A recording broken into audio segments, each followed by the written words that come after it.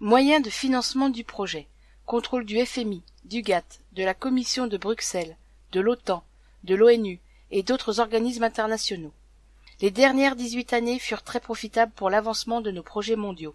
Je peux vous dire, frères, que nous touchons maintenant presque au but. La chute des États-nations n'est plus qu'une question de temps. Assez court, dois-je vous avouer en toute confiance. Grâce à nos agents d'infiltration et à nos moyens financiers colossaux, des progrès sans précédent ont maintenant été accomplis dans tous les domaines de la science et de la technologie dont nous contrôlons financièrement les plus grandes corporations.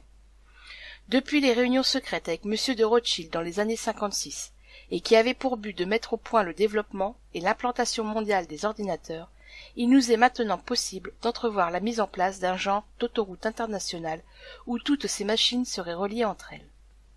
Car, comme vous le savez déjà, le contrôle direct et individuel des populations de la planète serait à tout le moins totalement impossible sans l'usage des ordinateurs, et leur rattachement électronique les uns par rapport aux autres en un vaste réseau mondial.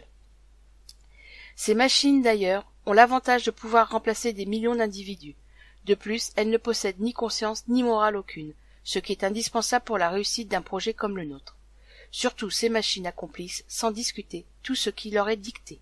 Elles sont des esclaves parfaits dont ont tant rêvé nos prédécesseurs, mais sans qu'ils aient été à même de se douter qu'un jour il nous serait possible d'accomplir un tel prodige.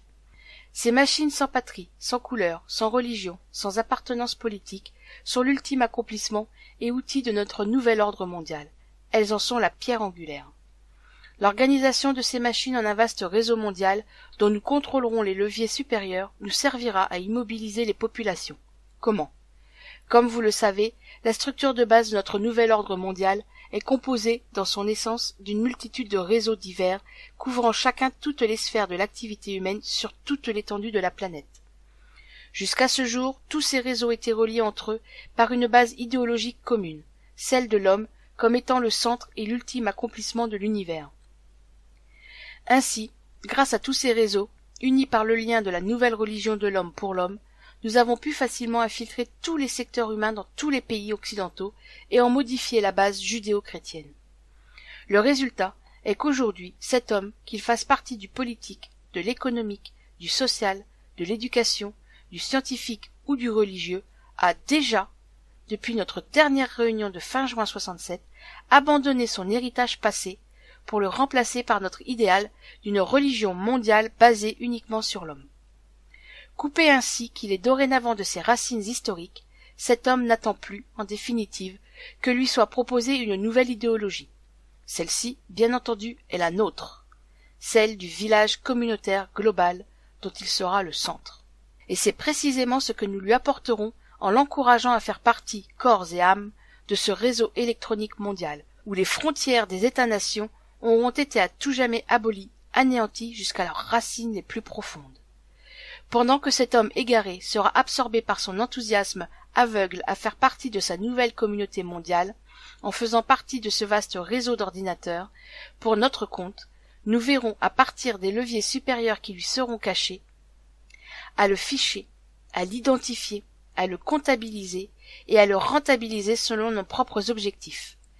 Car à l'intérieur de cette nouvelle société globale, aucun individu ayant un potentiel de rentabilité pour nous ne pourra nous échapper.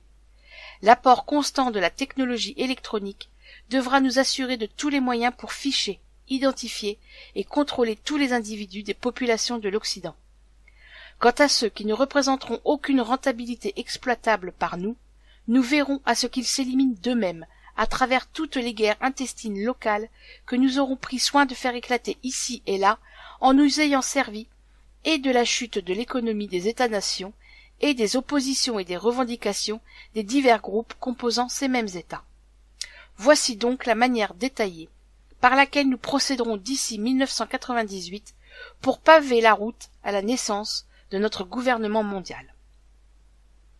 Premièrement, décupler la société des loisirs, qui nous a été si profitable à date, en nous servant de l'invention du vidéo, que nous avons financé, et des jeux qui lui sont rattachés. Finissons de pervertir la morale de la jeunesse. Offrons-lui la possibilité de satisfaire maintenant tous ses instincts. Un être possédé par ses sens et esclave de ceux-ci, nous le savons, n'a ni idéal, ni force intérieure pour défendre quoi que ce soit. il est un individualiste par nature, et représente un candidat parfait que nous pouvons modeler aisément selon nos désirs et nos priorités. D'ailleurs, rappelez-vous avec quelle facilité nos prédécesseurs ont pu orienter toute la jeunesse allemande au début du siècle en se servant du désabusement de cette dernière. Deuxièmement, encourager la contestation étudiante pour toutes les causes rattachées à l'écologie. La protection obligatoire de cette dernière sera un atout majeur le jour où nous aurons poussé les États-nations à échanger leur dette intérieure contre la perte de 33% de tout leur territoire demeuré à l'état sauvage. Troisièmement, comblons le vide intérieur de cette jeunesse en l'initiant dès son tout jeune âge à l'univers des ordinateurs. Utilisons pour cela son système d'éducation, un esclave au service d'un autre esclave que nous contrôlons. Quatrièmement, sur un autre plan, établissons le libre-échange international comme étant une priorité absolue pour la survie économique des États-nations. Cette nouvelle conception économique nous aidera à accélérer le déclin des nationalistes de toutes les nations, à les isoler en factions diverses et, au moment voulu, à les opposer farouchement les uns aux autres dans des guerres intestines qui achèveront de ruiner ces nations. Cinquièmement, pour nous assurer à tout prix de la réussite d'une telle entreprise, faisons en sorte que nos agents déjà infiltrés dans les ministères des Affaires intergouvernementales et de l'immigration des États-nations fassent modifier en profondeur les lois de ces ministères. Ces modifications viseront essentiellement à ouvrir les portes des pays occidentaux à une immigration de plus en plus massive à l'intérieur de leurs frontières. Immigration que nous aurons d'ailleurs provoquée en ayant pris soin de faire éclater, ici et là, de nouveaux conflits locaux. Par les campagnes de presse bien orchestrées dans l'opinion publique des États-nations ciblés, nous provoquerons chez celles-ci un afflux important de réfugiés qui aura pour effet de déstabiliser leur économie intérieure et de faire augmenter les tensions raciales à l'intérieur de leur territoire. Nous verrons à faire en sorte que des groupes d'extrémistes étrangers fassent partie de ces afflux d'immigrants, ce qui facilitera la déstabilisation politique, économique et sociale des nations visées.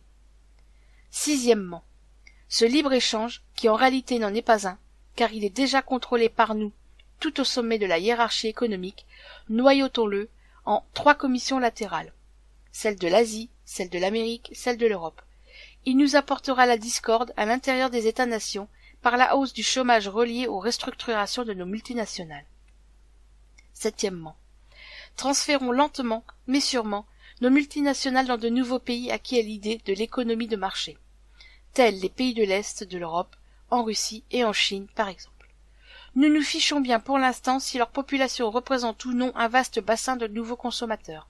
Ce qui nous intéresse, c'est d'avoir accès en premier lieu à une main-d'œuvre d'esclaves, à bon marché et non syndiqués, que nous offrent ces pays et ceux du tiers-monde. D'ailleurs, leurs gouvernements ne sont-ils pas mis en place par nous? Ne font-ils pas appel à l'aide étrangère et auprès de notre Fonds monétaire international et de notre Banque mondiale? Ces transferts offrent plusieurs avantages pour nous. Ils contribuent à entretenir ces nouvelles populations dans l'illusion d'une libération économique, d'une liberté politique, alors qu'en réalité, nous les dominerons par l'appétit du gain et un endettement dont ils ne pourront jamais s'acquitter. Quant aux populations occidentales, elles seront entretenues dans le rêve du bien-être économique, car les produits importés de ces pays ne subiront aucune hausse de prix. Par contre, sans qu'elles s'en aperçoivent au début, de plus en plus d'industries seront obligées de fermer leurs portes à cause des transferts que nous aurons effectués hors des pays occidentaux. Ces fermetures augmenteront le chômage et apporteront des pertes importantes de revenus pour les États-nations. Huitièmement, ainsi nous mettrons sur pied une économie globale, à l'échelle mondiale, qui échappera totalement au contrôle des États-nations. Cette nouvelle économie sera au-dessus de tout. Aucune pression politique ou syndicale ne pourra avoir de pouvoir sur elle. Elle dictera ses propres politiques mondiales et obligera à une réorganisation politique, mais selon nos priorités à l'échelle mondiale. Neuvièmement, par cette économie indépendante n'ayant de loi que nos lois, nous établirons une culture de masse mondiale. Par le contrôle international de la télévision, des médias, nous instituerons une nouvelle culture, mais nivelée, uniforme pour tous, sans qu'aucune création future ne nous échappe. Les artistes futurs seront à notre image ou bien ne pourront survivre. Fini donc ce temps où des créations culturelles indépendantes mettaient à tout moment en péril nos projets mondialistes, comme cela fut si souvent le cas dans le passé. Dixièmement, par cette même économie, il nous sera alors possible de nous servir des forces militaires des États-nations, telles celles des États-Unis, dans des buts humanitaires. En réalité, ces forces, nous servirons à soumettre des pays récalcitrants à notre volonté. Ainsi, les pays du tiers-monde et d'autres semblables à eux ne pourront pas être en mesure d'échapper à notre volonté de nous servir de leur population comme main-d'œuvre esclave. 11e. Pour contrôler le marché mondial, nous devrons détourner la productivité de son but premier, libérer l'homme de la dureté du travail. Nous l'orienterons en fonction de la retourner contre l'homme en asservissant ce dernier à notre système économique où il n'aura pas le choix de devenir notre esclave et même un futur criminel. 12e. Tous ces transferts à l'étranger de nos multinationales et la réorganisation mondiale de l'économie auront pour but, entre autres, de faire grimper le chômage dans les pays occidentaux. Cette situation sera d'autant plus réalisable parce qu'au départ, nous aurons privilégié l'importation massive des produits de base à l'intérieur des États-nations, et, du même coup, nous aurons surchargé ces États par l'emploi exagéré de leur population à la production de services qu'ils ne pourront plus payer. Ces conditions extrêmes multiplieront par millions les masses d'assistés sociaux de tout genre, d'illettrés, de sans-abri. 13e. Par des pertes de millions d'emplois dans le secteur primaire, à même les évasions déguisées de capitaux étrangers hors des États-nations, il nous sera ainsi possible de mettre en danger de mort l'harmonie sociale par le spectre de la guerre civile. 14e. Ces manipulations internationales des gouvernements et des populations des États-nations nous fourniront le prétexte d'utiliser notre FMI pour pousser les gouvernements occidentaux à mettre en place des budgets d'austérité sous le couvercle de la réduction illusoire de leur dette nationale, de la conservation hypothétique de leur cote de crédit international, de la préservation impossible de la paix sociale. 15e. Par ces mesures budgétaires d'urgence, nous briserons ainsi le financement des États-nations pour tous leurs méga-projets qui représentent une menace directe à notre contrôle mondial de l'économie. 16e. D'ailleurs, toutes ces mesures d'austérité nous permettront de briser les volontés nationales de structures modernes dans les domaines de l'énergie, de l'agriculture, du transport et des technologies nouvelles. 17e. Ces mêmes mesures nous offriront l'occasion rêvée d'instaurer notre idéologie de la compétition économique. Celle-ci se traduira, à l'intérieur des États-nations, par la réduction volontaire des salaires, les départs volontaires avec remise de médailles pour services rendus, ce qui nous ouvrira les portes à l'instauration partout de notre technologie de contrôle. Dans cette perspective, tous ces départs seront remplacés par des ordinateurs à notre service. 18e. Ces transformations sociales nous aideront à changer en profondeur la main-d'œuvre policière et militaire des États-nations. Sous le prétexte des nécessités du moment, et sans éveiller de soupçons, nous nous débarrasserons une fois pour toutes de tous les individus ayant une conscience judéo-chrétienne. Cette restructuration des corps policiers et militaires nous permettra de limoger sans contestation le personnel âgé, de même que tous les éléments ne véhiculant pas nos principes mondialistes. Ceux-ci seront remplacés par de jeunes recrues dépourvus de conscience et de morale, et déjà tout entraînés et favorables à l'usage inconsidéré de notre technologie de réseaux électroniques. 19e. Dans un même temps, et toujours sous le prétexte de coupures budgétaires, nous veillerons au transfert des bases militaires des États-nations vers l'Organisation des Nations Unies. 20e. Dans cette perspective, nous travaillerons à la réorganisation du mandat international des Nations Unies. De force de paix sans pouvoir décisionnel, nous l'amènerons à devenir une force d'intervention, où seront fondues, en un tout homogène, les forces militaires des États-nations. Ceci nous permettra d'effectuer, sans combat, la démilitarisation de tous ces États, de manière à ce qu'aucun d'entre eux, dans l'avenir, ne soit suffisamment puissant, indépendant, pour remettre en question notre pouvoir mondial. 21e. Pour accélérer ce processus de transfert, nous impliquerons la force actuelle des Nations Unies dans des conflits impossibles à régler. De cette manière, et avec l'aide des médias que nous contrôlons, nous montrerons aux populations l'impuissance et l'inutilité de cette force dans sa forme actuelle. La frustration aidant, et poussée à son paroxysme au moment voulu, poussera les populations des États-nations à supplier les instances internationales de former une telle force multinationale, au plus tôt, afin de protéger à tout prix la paix. 22e.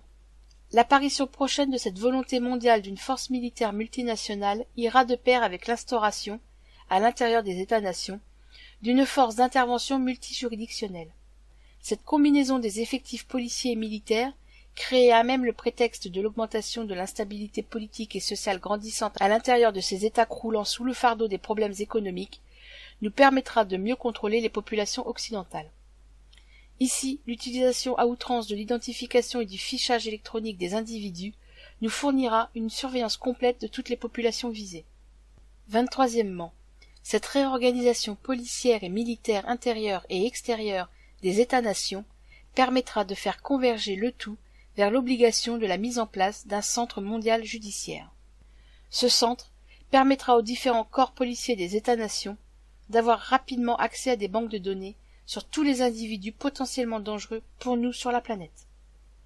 L'image d'une meilleure efficacité judiciaire et les liens de plus en plus étroits créés et entretenus avec le militaire nous aideront à mettre en valeur la nécessité d'un tribunal international doublé d'un système judiciaire mondial, l'un pour les affaires civiles et criminelles individuelles et l'autre pour les nations. 24e. Au cours de la croissance acceptée par tous de ces nouvelles nécessités, il sera impérieux pour nous de compléter au plus tôt le contrôle mondial des armes à feu à l'intérieur des territoires des États-nations. Pour ce faire, nous accélérerons le plan Alpha, mis en œuvre au cours des années 60 par certains de nos prédécesseurs. Ce plan, à l'origine, visait deux objectifs qui sont demeurés les mêmes encore aujourd'hui. Par l'intervention de tireurs fous, créer un climat d'insécurité dans les populations pour amener à un contrôle plus serré des armes à feu. Orienter les actes de violence de manière à en faire porter la responsabilité par des extrémistes religieux ou des personnes affiliées à des allégeances religieuses de tendance traditionnelle, ou encore des personnes prétendant avoir des communications privilégiées avec Dieu. Aujourd'hui, afin d'accélérer ce contrôle des armes à feu, nous pourrons utiliser la chute des conditions économiques des États-nations qui entraînera avec elle une déstabilisation complète du social, donc augmentation de la violence. Je n'ai pas besoin de vous rappeler ni de vous démontrer, frères, les fondements de ce contrôle des armes à feu. Sans celui-ci, il deviendrait presque impossible pour nous de mettre à genoux les populations des États visés. Rappelez-vous avec quel succès nos prédécesseurs ont pu contrôler l'Allemagne de 1930 avec les nouvelles lois mises en application à l'époque. Lois d'ailleurs sur lesquelles sont fondées les lois actuelles des États-nations pour ce même contrôle. 25e. Les dernières étapes se rapportent à la phase oméga, expérimentée à partir des expérimentations effectuées au début des années 70. Elle renferme la mise en application, à l'échelle mondiale, des armes électromagnétiques. Les changements de climat entraînant la destruction des récoltes, la faillite dans ces conditions des terres agricoles. L'avenir du contrôle des populations de ces États passe obligatoirement par le contrôle absolu, par nous, de la production alimentaire à l'échelle mondiale, et par la prise de contrôle des principales routes alimentaires de la planète. Pour ce faire, il est nécessaire d'utiliser l'électromagnétique, entre autres, pour déstabiliser les climats des États les plus productifs sur le plan agricole. Quant à l'empoisonnement de la nature, elle sera d'autant plus accélérée que l'augmentation des populations l'y poussera sans restriction. La dénaturation par moyens artificiels des produits alimentaires de consommation courante, l'empoisonnement de la nature par une exploitation exagérée et inconsidérée, et l'utilisation massive de produits chimiques dans l'agriculture, tout cela, frères, mènera à la ruine assurée des industries alimentaires des États-nations. 26e. L'utilisation de l'électromagnétique pour provoquer des tremblements de terre dans les régions industrielles les plus importantes des États-nations contribuera à accélérer la chute économique des États les plus menaçants pour nous, de même qu'à amplifier l'obligation de la mise en place de notre nouvel ordre mondial. 27e. Qui pourra nous soupçonner? Qui pourra se douter des moyens utilisés? Ceux qui oseront se dresser contre nous en diffusant de l'information quant à l'existence et au contenu de notre conspiration deviendront suspects aux yeux des autorités de leur nation et de leur population. Grâce à la désinformation, au mensonge, à l'hypocrisie et à l'individualisme que nous avons créé au sein des peuples des États-nations, l'homme est devenu un ennemi pour l'homme. Ainsi, ces individus indépendants, qui sont les plus dangereux pour nous justement à cause de leur liberté, seront considérés par leurs semblables comme étant des ennemis et non des libérateurs. L'esclavage des enfants, le pillage des richesses du tiers-monde, le chômage, la propagande pour la libération de la drogue, l'abrutissement de la jeunesse des nations, l'idéologie du respect de la liberté individuelle diffusée au sein des églises judéo-chrétiennes et à l'intérieur des États-nations, l'obscurantisme considéré comme une base de la fierté, les conflits interethniques et notre dernière réalisation, les restrictions budgétaires, tout cela nous permet enfin de voir l'accomplissement ancestral de notre rêve, celui de l'instauration de notre nouvel ordre mondial. Écrit fin juin 1985.